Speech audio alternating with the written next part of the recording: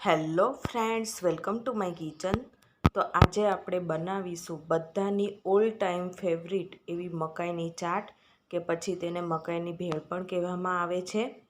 અને ખાસ કરીને તો વરસાદની સિઝનમાં ખાવાની ખૂબ જ મજા આવે છે.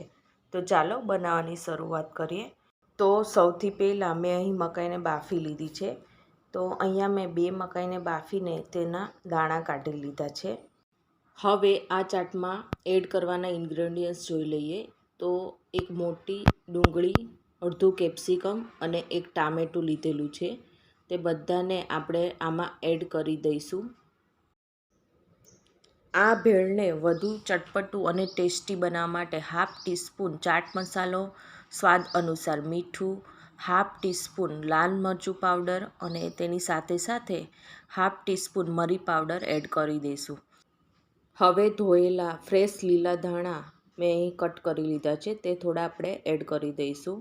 અને આ બધાને સારી રીતે મિક્સ કરી લઈશું, જેથી કરીને બધું એકબીજા સાથે સારી રીતે ભળી જાય.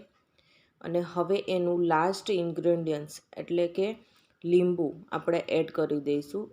લીંબુનો રસ એડ કરવાથી ભેળ છે એકદમ સરસ ચટપટી અને ટેંગી બને છે. તો લીંબુનો રસ જરૂરથી એડ કરવો.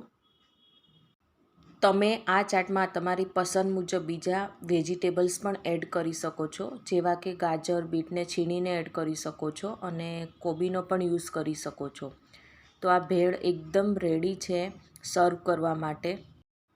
તો ફ્રેન્ડ્સ, વરસાદમાં ખાવાની ખૂબ જ મજા આવે તેવી આ ભેળ બનીને તૈયાર થઈ ગઈ છે. અને ખાસ કરીને તો સુરતમાં આવેલા ડુમ્મસમાં પણ આ ભેળ ખૂબ જ ફેમસ છે. તો તમે આ રેસીપીથી ચાટ જરૂરથી બનાવજો. અને જો મારો આજનો વિડીયો તમને ગમ્યો હોય તો મારી ચેનલને સબસ્ક્રાઈબ, લાઇક અને શેર કરવાનું ના ભૂલતા. તો આપણે ફરીવાર મળીશું એક નવી જ વાનગી સાથે. Thank you for watching.